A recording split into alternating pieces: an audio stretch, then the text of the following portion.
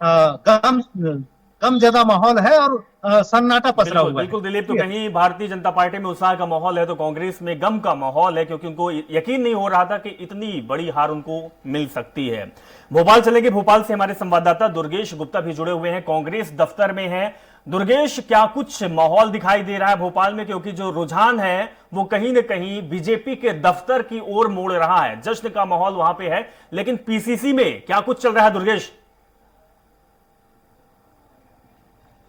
बिल्कुल, मैं आपको प्रदेश कांग्रेस कार्यालय को के दफ्तर की तस्वीर आपको दिखाऊंगा और ये दफ्तर की तस्वीर आप देख सकते हैं किस तरीके से यहाँ पर सन्नाटा पसरा हुआ है। हालांकि वॉर रूम पर अभी भी उम्मीदों के साथ में तमाम कांग्रेस पार्टी के जो दिग्गज नेता हैं, चाहे कमलनाथ की बात करें, दिग्विजय सिंह की बात करें, सुरेश पचौरी की बात करें, रणदीप सुरजेवाला की बात करें, तमाम नेता वॉर रूम पर मौजूद हैं। वहां पर अभी भी उम्मीदों के साथ वह अपनी टीवी स्क्रीन पर देख रहे हैं कि आखिरकार कांग्रेस पार्टी को कहीं ना कहीं कुछ तो बढ़त मिलेगी। लेकिन जिस तरीके से जो नतीजे आए हैं, यह वाकई नतीजे चौंका देने वाले हैं। इतने नतीजों की तो कांग्रेस पार्टी ने भी उम्मीद नहीं की थी कि कांग्रेस पार्टी कहीं ना कहीं 50 से 60 सीटों के बीच में सिमट कर रह जाएगी। जिस तरीके से इस बार 2023 विधानसभा चुनाव में देखा जा रहा था, चाहे जनता के आकलन की बात करें या जनता के हाव भाव की बात करें या पत्रकारों के राजनीतिक जो विश्लेषक है उनकी बात करें, कहीं ना कहीं कांग्रेस पार्टी को इस बार बढ़त दिखाई दे रही थी और कांग्रेस पार्टी को बताया जा रहा था कि इस बार कांग्रेस पार्टी को कहीं ना कहीं 2023 में सत्ता की ताजपोशी मिलेगी। लेकिन जिस तरीके से भारतीय जनता पार्टी करीब 160 सीटों से मध्य प्रदेश में आगे चल रही है, तो कहीं ना कहीं पूरी ही कांग्रेस पार्टी में एक सन्नाटे का बिल्कुल माहौल बिल्कुल है। दुर्गेश, आपके पास वापस हुआ है आएंगे, आप सुबह बने से। रहिएगा। हमारी सहयोगी कविता पांडे भी जुड़ी हुई हैं और बीजेपी दफ्तर में हैं। कविता, उत्साह की तस्वीर आपके पीछे दिखाई दे रही है, जो मायूसी कांग्रेस दफ्तर के पीछे थी वो वहां पर नहीं है। क्या कुछ लोगों का कहना है, कार्यकर्ताओं का कहना है, आपके पीछे लोग मौजूद हैं, कैसे उनका उत्साह दिखाई दे रहा है, क्योंकि रुझान जो है वो बीजेपी की तरफ है? कविता। बिल्कुल अभिषेक, यदि बात करें जिसके सर पर ताज होने वाला है और जिसकी जो पार्टी है वो जीत की ओर बिल्कुल एकदम पास है, तो जाहिर तौर पर यही कहा जा सकता है कि यहाँ पर रौनक होगी और कार्यकर्ताओं के चेहरे पे मुस्कान होगी। आप तस्वीरों में देख सकते हैं कि यहाँ पर मोदी के मन में एमपी, एमपी के मन में मोदी जो है स्टार्टिंग से जो चल रहा है और वो चलते ही जा रहा है। और खूब जो महिलाएं हैं वो यहाँ पर इस गाना पे डांस भी कर रही हैं। हम इन्हीं से बात करेंगे, क्या कुछ कहेंगे? हम तो बहुत कुछ कहेंगे, हमारे भैया ने सब कुछ दिया है। आयुष्मान योजना, लाडली लक्ष्मी योजना, लाडली बहना योजना, फ्री का राशन दिया है, सब रोड से लेके सब चीज दिया है हमारे बीजेपी ने, किसी चीज की कमी नहीं किया है। तो देखिए अभिषेक, जो लाडली बहना है उन्होंने भैया पे विश्वास जताया, जिस तरह से जो बीजेपी कार्यकर्ता है उन्होंने अपनी बात रखी। और भी हमारे साथ बहनें, हम उनसे बात करेंगे। कार्यकर्ता है, बीजेपी कार्यकर्ता, क्या कुछ कहेंगे? बस मैं यही कहना चाहूंगी कि सबका साथ सबका विकास, यही मोदी जी और शिवराज जी की महिमा है जो आज हम सब विकास की तरफ बढ़ रहे हैं। तो देखिए, सबका साथ सबका विकास कह रही हैं ये बीजेपी कार्यकर्ता। आप क्या कुछ कहेंगे? हम क्या कहेंगे, जनता की वोट ने ही सब कुछ कह दिया है, जिसके कारण आज आप आई हैं और जो जश्न देख रही हैं वो सबका जवाब ही है जो सरकार ने लोगों के लिए किया है। तो चाहे लाडली बहना हो या लाडले भैया हो, सबके लिए किया है, क्योंकि लाडली बहना की जरिए परिवार में खुशियां आई है, तो सभी खुश हैं, सभी ने पूरी बहुमत के साथ हमें जिताया है। तो देखिए, जो बीजेपी ने सोचा था, जो बीजेपी ने उम्मीद जताई थी जितनी सीटों की, वो मिलती हुई नजर आ रही है। और भी हमारे साथ कार्यकर्ता, हम उनसे बात करेंगे। कैसे खुशी जाहिर करेंगे? खुशी जाहिर करने के लफ्ज ही नहीं है जी, खुशी जाहिर करने के लफ्ज नहीं है। उम्मीद से बेहतर काम हुआ है। कार्यकर्ताओं ने हम सबने मिलकर बहुत ज्यादा मेहनत करी है और विकास के लिए वोट दिया है। भारतीय जनता पार्टी जिंदाबाद, जय जय श्री राम। तो देखिए अभिषेक, जय जय सिया राम के नारे भी लग रहे हैं और कह रहे हैं कि खुशी जाहिर करने के लफ्ज कुछ भी नहीं है, क्योंकि बीजेपी जो रुझान में है वो सरकार बनाने जा रही है। तो हमारी सहयोगी कविता पांडे ने तस्वीर दिखाई है बीजेपी दफ्तर में। वापस चलेंगे कांग्रेस दफ्तर, जहां पर दुर्गेश गुप्ता हमारे संवाददाता जुड़े हुए हैं। दुर्गेश, बीजेपी के दफ्तर में उत्साह का माहौल है, खुशी है, लेकिन वो खुशी आपके पीछे जहां पर आप मौजूद हैं वो दिखाई नहीं दे रही है। सबसे बड़ी बात यह है कि उम्मीद नहीं थी कि कांग्रेस के वो नेता हारेंगे जो बड़े नेताओं में शुमार है, लेकिन उनकी हार हुई, पराजय में हुई। क्या कुछ कहना है लोगों का? आपसे बातचीत हुई है, बड़े नेताओं से भी आपकी बातचीत हुई है, क्या कुछ कहना है ये जो रुझानों को लेकर? दुर्गेश। बिल्कुल, बिल्कुल स्पष्ट तौर से अभी तक अगर हम प्रतिक्रिया की बात करें तो कांग्रेस पार्टी के वरिष्ठ नेता केवल विवेक तनखा की प्रतिक्रिया जरूर निकलकर सामने आई है। विवेक तनखा ने प्रतिक्रिया देते हुए यह कहा है कि कहीं ना कहीं परिणामों को यह उम्मीद नहीं थी कि परिणाम इतने ही बदले हुए आएंगे। जिस तरीके से सड़कों पर देखा जा रहा था कि कांग्रेस पार्टी की सरकार को बनने को लेकर जनता में उत्साह था, सरकार बदलने को लेकर जनता के प्रति एक सरकार के प्रति रुष्टता जो मौजूदा सरकार थी, जो क्रोध था, वह कहीं ना कहीं जिसकी वजह से यह परिणाम आए हैं वह कहीं ना कहीं उससे वह संतुष्ट नहीं होते हुए नजर आए और वह वार रूम से निकल गए। हालांकि अभी तक कांग्रेस पार्टी के जितने तमाम बड़े नेता हैं वह बड़े नेताओं की किसी प्रकार की कोई प्रतिक्रिया निकलकर सामने अभी तक नहीं आई है। चूंकि वॉर रूम में सभी नेता मौजूद हैं, कांग्रेस पार्टी के जितने दिग्गज नेता हैं सभी नेता वॉर रूम पर नजर बनाए हुए हैं। और इसी के साथ में अगर बात की जाए, जिस तरीके से आपने जिक्र किया कांग्रेस पार्टी के उन बड़े तमाम दिग्गज नेताओं की जो जिनको हार का सामना करना पड़ रहा है, जो अभी तक वह अपनी विधानसभा सीटों से पीछे चल रहे हैं। अगर हम बात करें नेता प्रतिपक्ष डॉक्टर गोविंद सिंह लाहार की, वह भी अपनी विधानसभा सीट में पीछे चल रहे हैं। सज्जन सिंह वर्मा की बात करें, वह भी पीछे चल रहे हैं।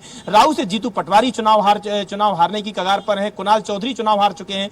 यह वो नेता हैं जो कि मध्य प्रदेश में एक चेहरे के रूप में कांग्रेस पार्टी की तरफ से निकलकर सामने आते हैं, लेकिन इनको हार का सामना करना पड़ा। तो कहीं ना कहीं कांग्रेस पार्टी के जो दफ्तर है, कांग्रेस पार्टी का जो कार्यालय है, वहां पर कहीं ना कहीं एक तरह से मायूसी देखने को मिल रही है। यहां पर यही अंतर है मध्य प्रदेश में। अगर बात की जाए भारतीय जनता पार्टी में एक तरफ से तो उत्साह और खुशियां नजर आ रही है, लेकिन कांग्रेस पार्टी में एक तरह से मायूसियत देखने को मिल रही है। यहाँ पर किसी भी प्रकार का जो सन्नाटा है वह सन्नाटा पसरा हुआ है, कोई नेता यहाँ पर नजर नहीं आ रहा है। जहां पर आप मौजूद हैं, बीजेपी दफ्तर के पीछे खुशी का माहौल दिखाई दे रहा है, तो वहीं कांग्रेस के दफ्तर के पीछे यानी आपके पीछे सन्नाटा छाया हुआ है। दिलीप साहू के पास चलेंगे। दिलीप साहू रायपुर में मौजूद हैं। बीजेपी में वहां भी तो खुशियां हैं। साहू जी, अगर बात की जाए तो ये अनुमान ना तो बीजेपी ने लगाया था ना कांग्रेस ने लगाया था कि इस तरीके का रुझान आ जाएगा और बहुमत की ओर बीजेपी बढ़ जाएगी। बहुत सारा भूपेश बघेल ने काम किया, यह भी कहा जा रहा था कि आदिवासियों के लिए काम किया है, गरीबों के लिए काम किया है, किसानों के लिए काम किया है, लेकिन वो काम कुछ दिखाई नहीं दिया क्योंकि जो ईवीएम में बटन दबी है वो बीजेपी के पक्ष में दबी है। जी बिल्कुल अभिषेक, जिस तरह से जो माहौल आया है, जिस तरह से जो रुझान दिख रहा है, जिस तरह से परिणाम आ रहा है, ये सब अनावांछित टाइप का लग रहा है। सारे लोग हतप्रत है, खास करके कांग्रेस के खेमे में काफी मायूसी है। उनको लग रहा था जिस तरह से मुख्यमंत्री भूपेश बघेल ने काम किया है, यहाँ छत्तीसगढ़ियावाद के लिए एक आधार क्रिएट किया, साथ ही साथ यहाँ की कला, संस्कृति, खेल सबको बढ़ावा दिया। इसके अलावा किसानों की कर्जा माफी हो या फिर समर्थन मूल्य की बात हो, सबसे ज्यादा दाम प्रदेश में मिल रहा था धान का। किसानों को 2500 रुपए से अधिक प्रति क्विंटल पर धान खरीदी हो रही थी। इसके अलावा विभिन्न योजनाओं के तहत लोगों को लगातार फायदा दिलाया जा रहा था, चाहे गोधन न्याय योजना की बात करें या फिर भूमिहीन कृषि न्याय मजदूर योजना के तहत भूमिहीनों को 7000 रुपए सालाना दिया जा रहा था। इस तरह से बहुत सारी योजनाओं के माध्यम से लोगों को डायरेक्ट बेनिफिट दिया जा रहा था। और इनके जो घोषणा पत्र है उसमें भी बहुत सारी घोषणाएं की गई थी, ताकि अगला किसानों की कर्जा माफी की बात कही गई थी, साथ ही साथ विभिन्न और घोषणाएं की गई थी। इसके बावजूद जिस तरह से जो परिणाम आए हैं, ये कहीं ना कहीं कांग्रेस के खेमे में मायूसी नजर आ रही इसकी वजह से। और एक उम्मीद थी इनको, उस उम्मीद पर खरे नहीं उतरे कहीं ना कहीं। और दूसरी तरफ बीजेपी ने जिस तरह से माहौल बनाया पिछले 2-3 महीनों में, और लगातार जिस तरह से बात की, और उनकी घोषणा पत्र में जिस तरह की बातें और महतारी बंधन योजना जिसमें खास करके महिलाओं के लिए। दिलीप, आपको रोकना चाहूंगा। मध्य प्रदेश के बीजेपी कार्यालय हम चलते हैं, जहां पर हमारी सहयोगी कविता पांडे हैं। वहां पर कुछ तस्वीर अलग दिखाई दे रही है। कविता, बीजेपी बिल्कुल देखिए, यहाँ पर दक्षिण पश्चिम के जो प्रत्याशी हैं भगवान सबनानी जी भी पहुंच गए हैं। जी, मैं उनसे बात करने की कोशिश करती हूँ। भगवान जी, क्या कुछ कहना चाहेंगे जीत को लेकर? भगवान जी ये है भैया, ये प्रभारी है, प्रभारी है।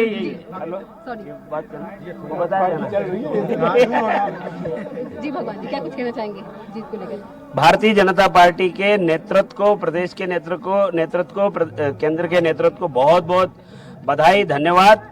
और मध्य प्रदेश की जनता जनार्दन को, भारतीय जनता पार्टी के उन सभी देवतुल्य कार्यकर्ताओं को जो कभी भी परिणाम बदलने की क्षमता रखते हैं, और उस जनता मतदाता का धन्यवाद जिन्होंने भारतीय जनता पार्टी पर अगाध स्नेह और प्रेम बरसाया है, जिसके कारण हमने मध्य प्रदेश में बड़ी विक्ट्री लगातार 170 की ओर जा रहे हैं। दक्षिण पश्चिम भी हम जीते, इसलिए भोपाल के उन सभी कार्यकर्ताओं का, शुभचिंतकों को बहुत बहुत धन्यवाद।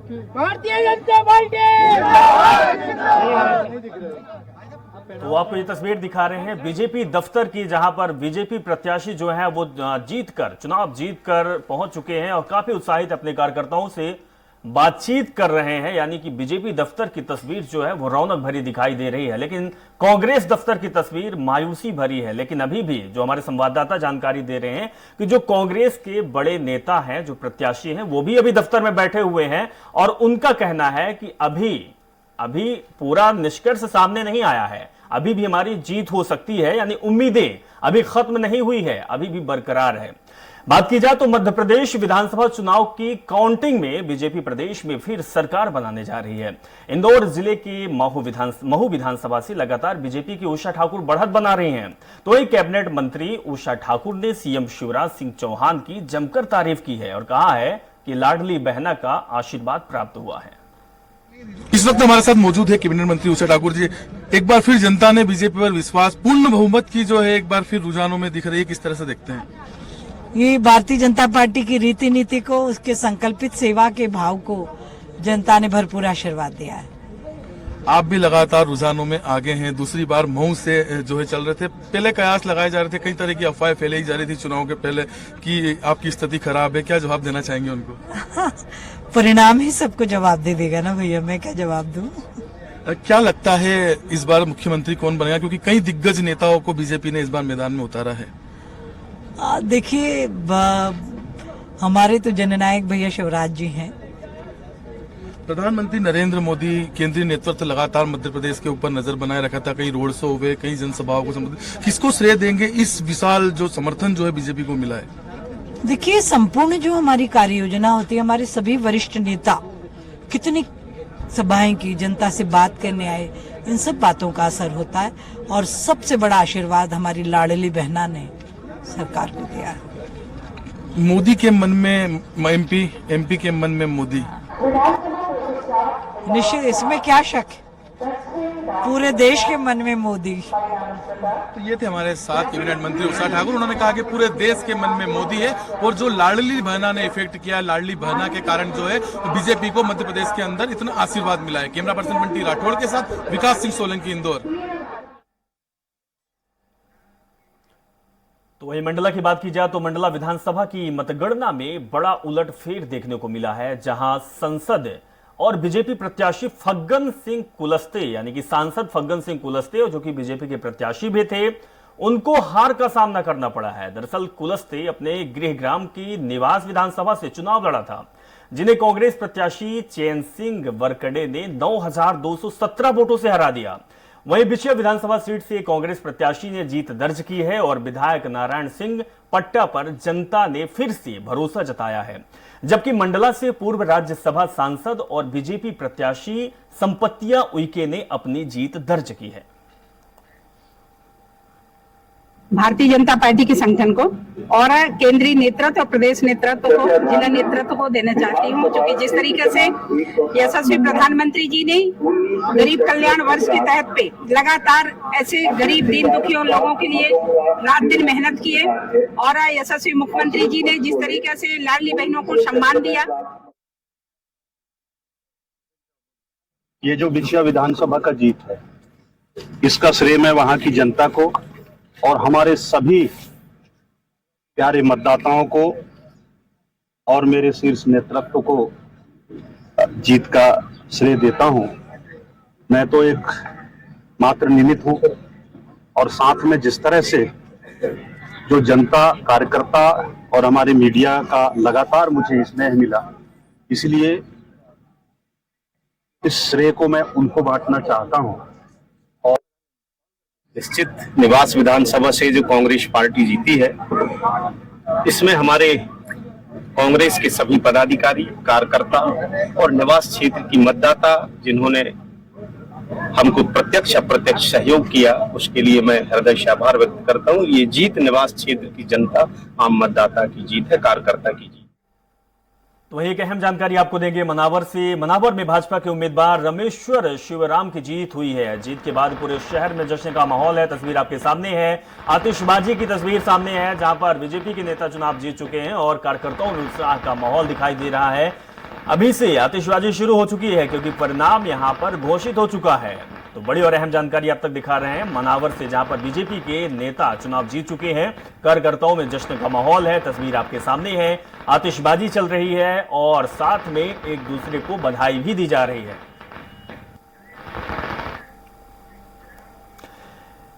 एक और बड़ी खबर आ रही है भोपाल से। भोपाल उत्तर मध्य पर कांग्रेस की बढ़त हुई है। आरिफ मसूद और आतिफ अकील आगे हैं बैरसिया से। भाजपा के विष्णु खत्री की हैट्रिक लग चुकी है, 3 बार चुनाव जीत चुके हैं। गोविंदपुरा से कृष्णा गौर और हुजूर से रामेश्वर शर्मा आगे हैं। दक्षिण पश्चिम से भगवान दास सबनानी और नरेला से विश्वास सारंग आगे हैं। ये बड़ी अहम जानकारी अब तक पहुंचा पा रहे हैं बैरसिया से भाजपा के विष्णु खत्री, जो कि 3 बार जीत चुके हैं।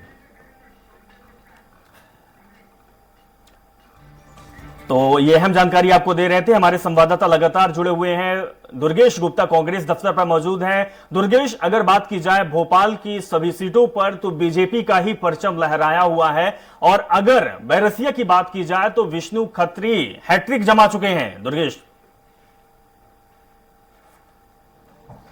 बिल्कुल स्पष्ट तौर से अगर भोपाल की बात करें तो भोपाल की 7 विधानसभा सीटों में से करीब 2 सीटों पर ही कांग्रेस पार्टी को बढ़त मिल पाई है। 5 सीटों पर भारतीय जनता पार्टी बढ़त की ओर है। हमारे साथ हमारे संवाददाता साथी संदीप जी भी जुड़े हुए हैं। संदीप जी ने भी सुबह से इन 7 विधानसभा सीटों का जायजा लिया है। हम उनसे जानते हैं कि आखिरकार इन 7 विधानसभा सीटों का समीकरण क्या रहा। संदीप जी, किस तरह से आप देखते हैं?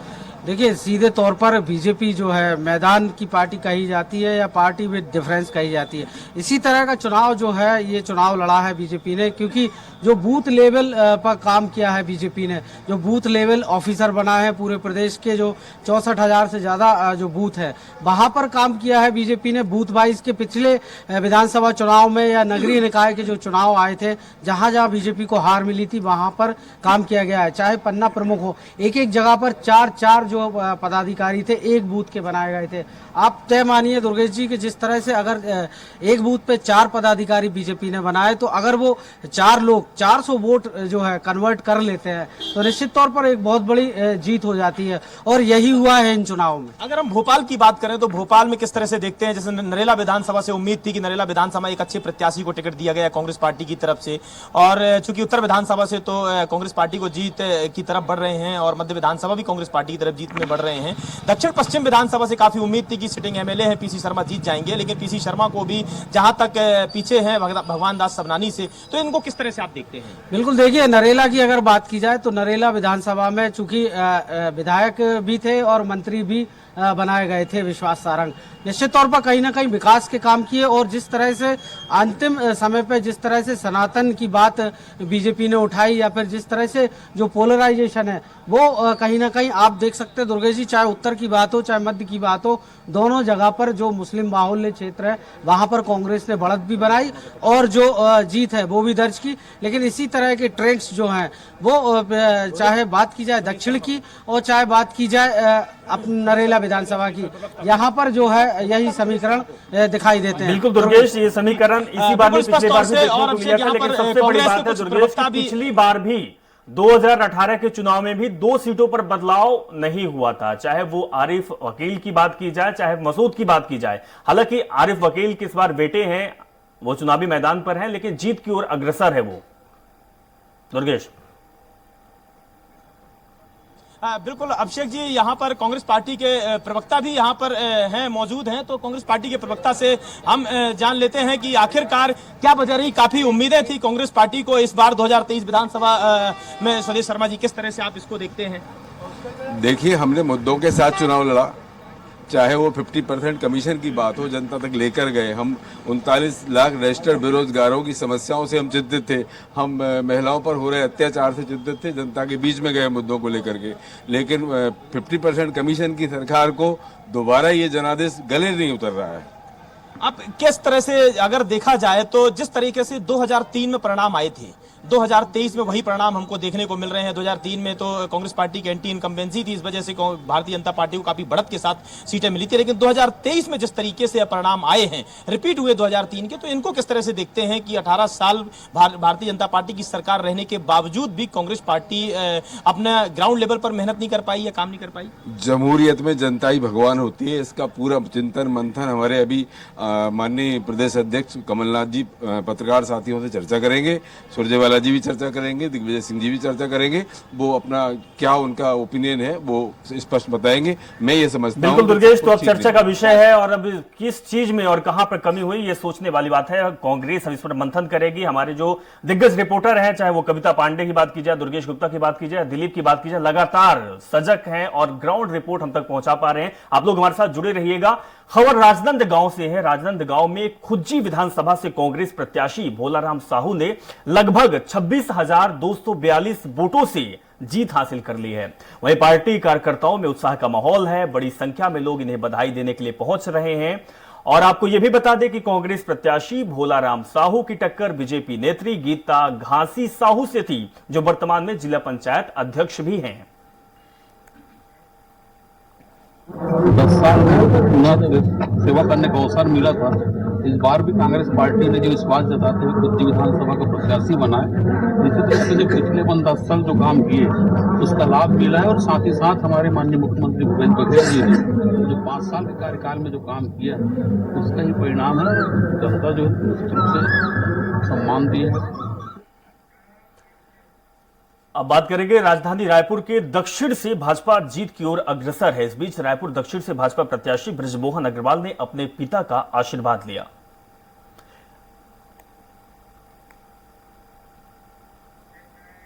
तो ये तस्वीर आपको दिखा रहे हैं। बृजमोहन अग्रवाल अपने पिता का आशीर्वाद ले रहे हैं और साथ में कार्यकर्ताओं को धन्यवाद भी कर रहे हैं। अगर बात करें कांकेर लोकसभा क्षेत्र में विधानसभा अंतागढ़ में भाजपा प्रत्याशी की लगभग जीत तय हो चुकी है। भाजपाइयों में हर्षोल्लास और जश्न का माहौल दिखाई दे रहा है। तस्वीर आपको दिखा रहे हैं जहां पर लोग नारेबाजी और जयकारे लगा रहे हैं और साथ में अपने पार्टी के नेताओं को धन्यवाद भी दे रहे हैं।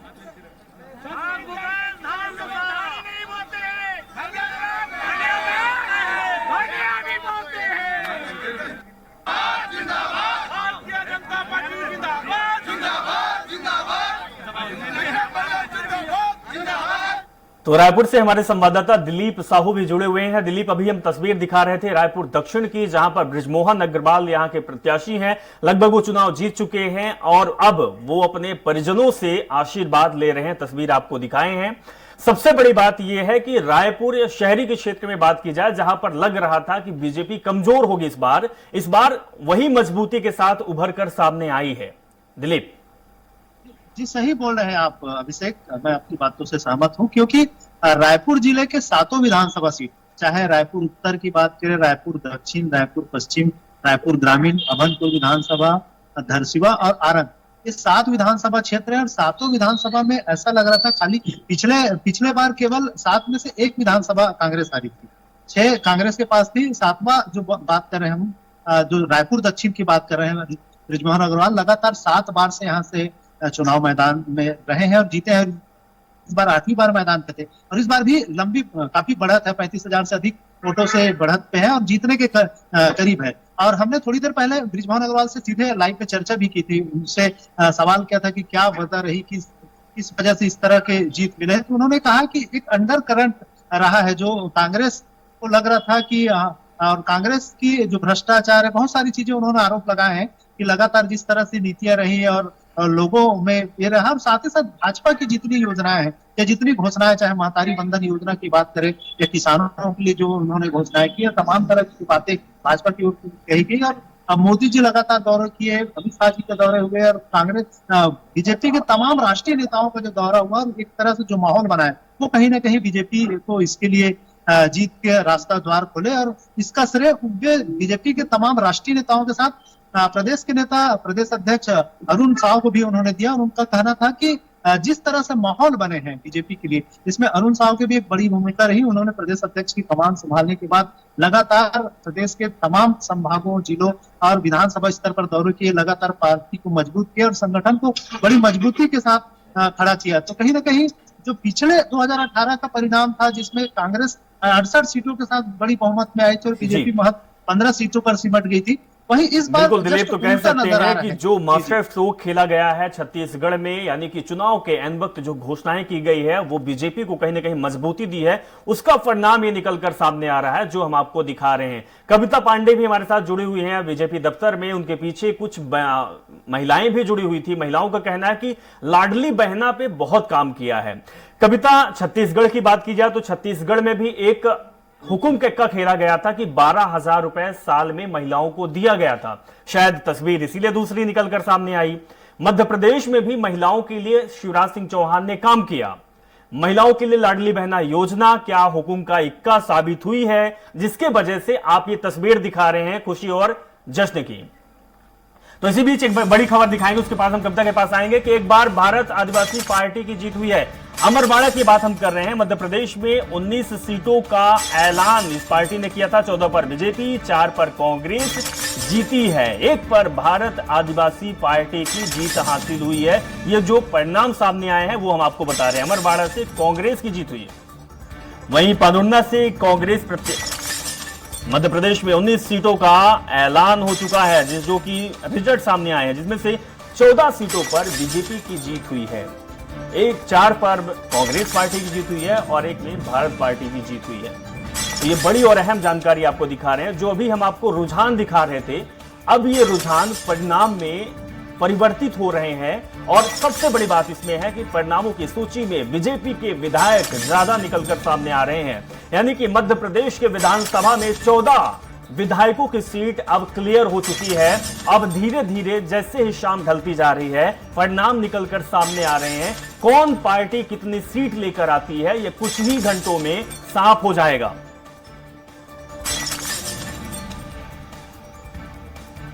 तो ये बड़ी और अहम जानकारी आपको दे रहे हैं कि और इसके साथ ही आप टीवी स्क्रीन पर भी ये देख रहे हैं कि मध्य प्रदेश में 167 सीटों पर बीजेपी आगे चल रही है, कांग्रेस 62 सीटों पर चल रही है। तो मध्य प्रदेश में रिजल्ट की बात करें तो केंद्रीय मंत्री फग्गन सिंह कुलस्ते बड़े अंतर से पिछड़े हैं। लाहौर में नेता प्रतिपक्ष डॉक्टर गोविंद सिंह राजपूत भी पिछड़े हैं। कांग्रेस विधायक सज्जन वर्मा, जीतू पटवारी भी पीछे हो गए हैं। इंदौर एक से बात की जाए तो कैलाश विजयवर्गीय भारी अंतर से आगे हैं। और इसके साथ ही आपको बता दें, बड़े नेताओं की बात है जो कि मध्य प्रदेश में अपनी जीत की ओर बढ़ रहे हैं। लेकिन केंद्रीय मंत्री फग्गन सिंह कुलस्ते बड़े अंतर से चुनाव हार की ओर जा रहे हैं। कविता पांडे हमारे साथ जुड़ी हुई है बीजेपी दफ्तर से। कविता, अगर बात की जाए तो केंद्रीय नेतृत्व बड़े नेताओं को मैदान पर उतारा है, चाहे वो केंद्रीय मंत्रियों की बात करें, सांसदों की बात करें, लेकिन वो जो दांव खेला गया था वो दांव सही भी साबित हो रहा है। सिर्फ एक नेता है जो केंद्रीय मंत्री भी है, फग्गन सिंह कुलस्ते, बस वही चुनाव की हार की ओर बढ़ रहे हैं। कविता।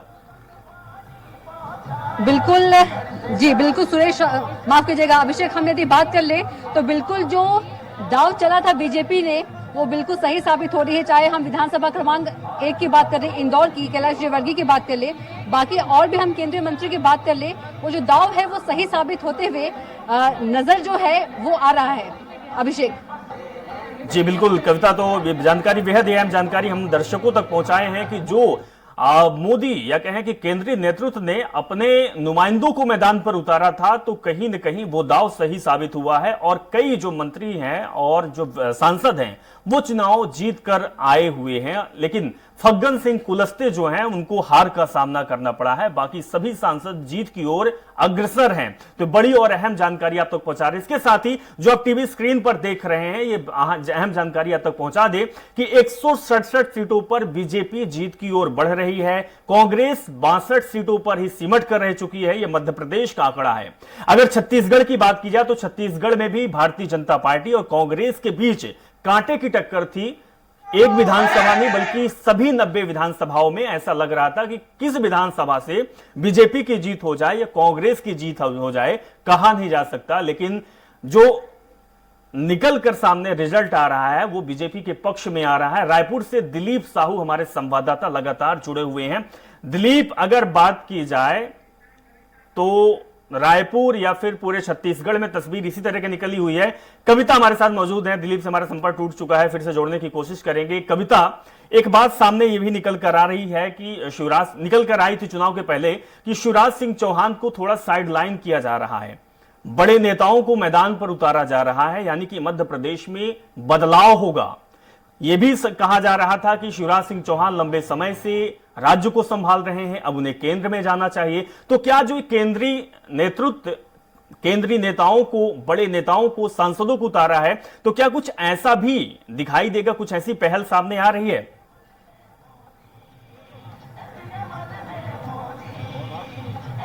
कविता,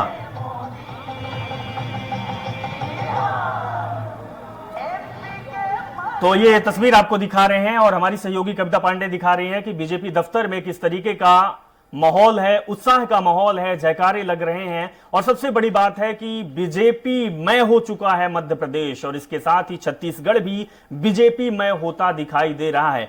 हालांकि जो रुझान है वो बीजेपी की तरफ दोनों राज्यों में है, लेकिन अभी परिणाम नहीं आए हैं। जो परिणाम निकलकर सामने आए हैं उसमें भी बीजेपी के विधायक ज्यादा निकलकर सामने आ रहे हैं। अब बात की जाए बीजेपी की जीत पर, तो सांसद प्रज्ञा ठाकुर ने क्या कहा है, हम आपको सुनाते हैं। साध्वी प्रज्ञा जी है। साध्वी जी इतने बड़े सीटों से जीते हैं, क्या कुछ कहेंगी जनता को, क्या कुछ प्यार संदेश देना चाहेंगी? जनता का बहुत बहुत आभार, बहुत बहुत धन्यवाद कि जनता ने सत्य को स्वीकारा, जनता ने विकास को स्वीकारा, जनता ने धर्म के सम्मान को जो स्वीकारा है, जनता ने नारी सम्मान को जीत दिलाई है, जनता ने हमारे छोटी छोटी बेटियों की जो सम्मान मिला है उनको भी जीत दिलाई है। जनता ने जो जीत दिए है उसके लिए जनता का बहुत बहुत आभार। माननीय प्रधानमंत्री मोदी जी का संकल्प कि हम एक परिवार का विकास नहीं चाहते, हम पूरा राष्ट्र हमारा परिवार है, इसलिए उस परिवार की, राष्ट्र परिवार की जीत हुई है। ये हम सबको बहुत बहुत पूरे देश को बधाई देते हैं, तीनों प्रदेश को बधाई देते हैं। और ये आज भारतीय जनता पार्टी सभी जगह अपनी सरकार पूर्ण बहुमत से बना। कांग्रेस बार बार जीत का दावा कर रही थी, लेकिन उनको निराश होना पड़ा, क्या कहेंगे आप?